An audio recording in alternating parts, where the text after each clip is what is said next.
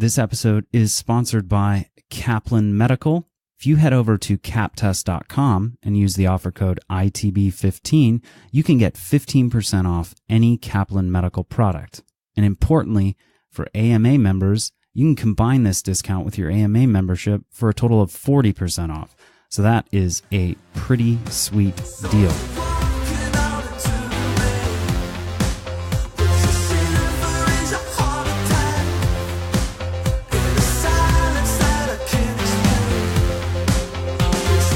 Welcome to the Inside the Boards podcast, the podcast dedicated to helping you learn to think like a question writer so you can study smarter, not harder, and succeed in medical school. And now here's your host, Patrick Beeman. All right, welcome to the Inside the Boards podcast. I am Patrick Beeman, your host. This is part 2 of our discussion with Chris Cimino, Chief Medical Officer and Vice President of Kaplan Medical. If you haven't listened to part 1 yet from last time, you should definitely do so. In this 2-part episode, we are getting really deeply into the mind of a question writer. And specifically for this one, we discuss a little bit more about Dr. Cimino's own background and dive more deeply into the process of multiple choice question and exam creation. You can find Dr. Cimino's practical advice on exam strategy and test taking in the Kaplan Test Prep Minutes, which we are featuring in our Study Smarter series for the USMLE Step 1 and COMLEX Level 1 over on a separate ITB channel.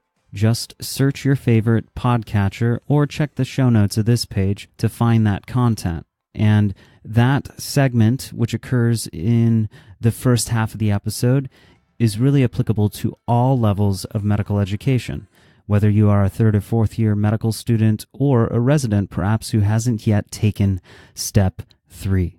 So check that out, the Inside the Boards Study Smarter series for the USMLE Step 1 and COMLEX Level 1. So without further ado, here's the second part of our conversation with Dr. Cimino. Well, on that note, let's actually talk a little bit about you and your experience. So you went to medical school at Einstein, correct? No. I was a professor at Einstein. I went to medical school at State University of New York, Stony Brook. Okay, and then did an IM internship, then a residency in neurology at Einstein, right. And then followed that up with a fellowship in medical informatics. Correct. At Mass Gen. Then you went on to Harvard, taught a little bit there. That was more of a way station while I looked for ways to move back to New York, because all of my family and my wife's family were in New York. So the guy I did the fellowship with graciously said, "Well, you can keep working for me as long as you like." Okay. Even though he knew I was looking to move. All right. During your medical school years, what was the licensure kind of situation with respect to USMLE? So 3 steps? So there were 3 steps. There was no clinical skills. And before everyone starts cheering and saying, "Oh, that's great." Step 1 was a 2-day exam, 7 hours each day. And in those days, there was no Prometric. The medical schools were the testing centers. Sure. And so we would sit in that lecture hall for 2 days straight. And I'll tell you, by the time we got to the last module, I didn't care whether I got the answers right anymore. It was just like, oh, I just want to get all these questions answered and get out of here. It was really, really kind of grueling. And but on the other hand, at Stony Brook at that time, and I think still is, pass-fail school in the first 2 years. And so the score wasn't as important, and it wasn't as important in terms of residency. So there was sort of a pressure to, make sure you pass, but not the anxiety-provoking kind of thing we see now, where the number you get on the exam seems to determine whether you're going to get an interview even for residency. Yeah. And that's really an unfortunate side effect, because it was never originally designed as that kind of exam, and yet it's kind of turned into that. And then, so you took that just like before, after your preclinical years, 1 and 2. Yeah, and that's correct. Did all, and then like most, probably just had to take step 2 afterwards. Yep. It was. I mean, the curriculum is what most people now would. Then it was sort of, very systems based. It was like the newest thing. But nowadays, that's what I think many schools now systems based is sort of on its way out, and people are looking at things like symptom based or presentation based. But basically, the first year was hardcore basic science, anatomy, histology. Second year was pathology and immunology and so forth, but with a focus on each organ system as you took it. Then you took step 1. Then you did a year of clerkships. Then you took step 2. It was just called step 2 then because there was no CS. Yeah. And then step 3 was like people didn't even think about it. You go, you do your internship, and it's like, oh, I get a day off. Thank goodness I get to take a test. It wasn't a big deal. Right. And to a certain extent, I guess it is. It still kind of follows that kind of progression in terms of the importance attached to things. But I guess in your academic history, aside from the steps, do you have any test-taking faux pas that stick out in your mind, and what did you learn from them?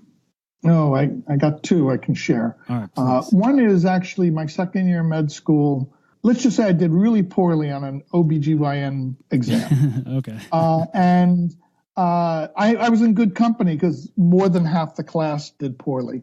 But I knew going into the test why. I was like, it wasn't I was expecting to do poorly, but I wasn't surprised. It was one of those experiences where I saw the test and thought, oh, okay, this is bad.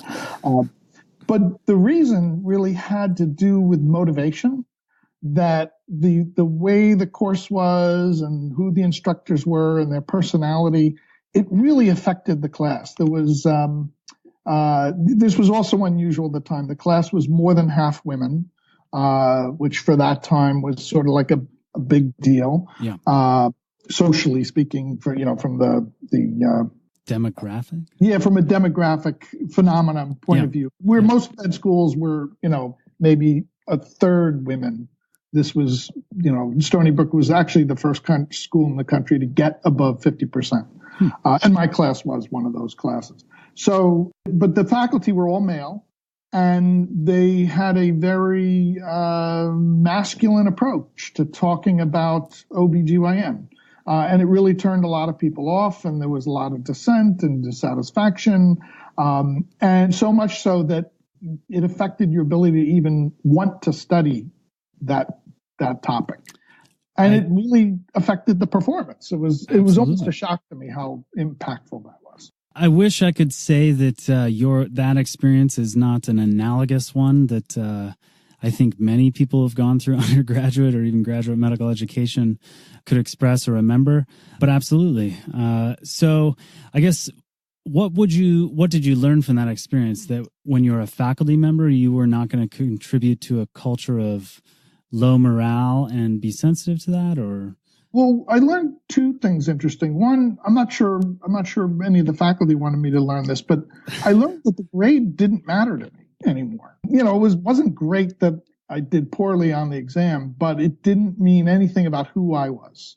And now, years later, having been a dean of students, I see that all the time. A student who does poorly on a test, and they come into the office and they're like, I don't know if I should be a doctor. I don't know why, maybe I shouldn't be in med school. And they really have a lot of self-doubt. And I say, it's a grade. It's not you. You're who you are. The exam is who it is or what it is. And at some point, you stop getting exams, and you need to make the transition where you're judging the quality of your work based on what you think is quality work, not based on a bunch of multiple choice exams. Now, admittedly, you still have to do well on the exam to get, for certain things, like, as we mentioned, residency interviews and things like that. So real life intrudes. And so that was the other part of the lesson, is like, just because I don't like the professors, I still need to find a way to motivate myself to get this difficult material under my belt. Yeah. So there's the first. What about the second? So the second was the neurology boards. Okay. And another high, probably the second highest stakes for you or anyone in their career. And at that, now we have what's called maintenance of certification, which means every 10 years you retake your boards to show you still are qualified in that specialty. But at that time, it was like, this is the last set of tests I'll have to take. And the neurology boards has a written component and an oral component. Does it still? For the maintenance of certification, it doesn't. I don't know if they still make them do the oral on the first time, though. The oral exam, that was an experience in itself. Yes, I had to do mine for OBGYN last year, and it's a whole different ballgame. Yeah. Oh, the way the neurology organization sets it up is the exam is given once a year in a different city. Right. And I was just lucky that the year I took it, it was in New York where I live. Oh. So, but still I felt for some of the people from out of town because they would send you to a hospital for one part of the exam, and then they'd send you to another hospital. So we had people who were in downtown Manhattan for the first part of their exam, and then they had to get uptown to the west side to Columbia to the next part. And it's like, really, if they get stuck on a subway, they could miss their exam. How stressful is that? And for my there's a paper case piece, and there was a discussion piece, and then there was a live patient component. So my live patient, they gave me a gentleman who only spoke Spanish as the patient. And then I had some high school Spanish, but I was able to determine that he was demented. So here I am with high school Spanish trying to remember how to do a dementia exam. The only thing that saved me is my two examiners were from somewhere in the Midwest. They didn't know any Spanish at all, so they had no clue what I was asking. So I got through that, and I remember walking home and thinking, if I didn't pass this, and they give me a chance to have my teeth pulled instead of taking it over, it's just a question of how many teeth. Yeah. But I passed, so that was the problem. But the written part caught me by surprise. So I thought I was well prepared. And I remember, starting the exam and getting to a question, and it seemed like a very straightforward question. I had a case, and it said, well, which of the following is the appropriate treatment in this case? And there were three choices that were clearly wrong, but the other two choices, I'm looking at them and I'm thinking, just last week I read an editorial that said we can't decide which of these two choices is better. So neurology journals don't know the answer to this question. How am I supposed to know the answer to this question? And there were a lot of questions that felt like that. But the other thing that I learned from that exam, the neurology, and I did not pass my first time on the neurology written exam. What they do is should be encouraging. Oh, yeah, eventually. But here's another thing. No one's ever asked me, how many times did you take the neurology written exam? It's like, it hasn't come up as far as I know. But after that, they send you a feedback report. And it's not, it's not the questions, it's not the answers you missed or anything like that. It's a very telegraphic sort of list. You missed a question that was on something related to this topic. And it was just a list of all those topics. And I realized that although it didn't tell me what I got wrong, there were a couple I probably could say, oh, yeah, I remember that question. That was the one from the journal. But most of them, there was enough info there that I realized, well, in studying for my retake, I'm going to go research this topic and learn everything I can about this, 5-sentence thing that they provided. And when I went back to take the test the next time, plus I studied all the other stuff I knew would be on it, then I really felt prepared, and I was I still saw questions that I thought, oh, this is crazy. There's no right answer to this. But for the most part, I felt much more confident then. Well, thanks for sharing that. Like, most people don't like to share their failures, but I will tell you, because they tend to be pretty common amongst all the faculty, and, even people who are involved in test prep don't always have a perfect record, right? And here you are being able to look back on this and doing things to improve people's performance and test-taking abilities at Kaplan. So thanks. I appreciate that. What about this one?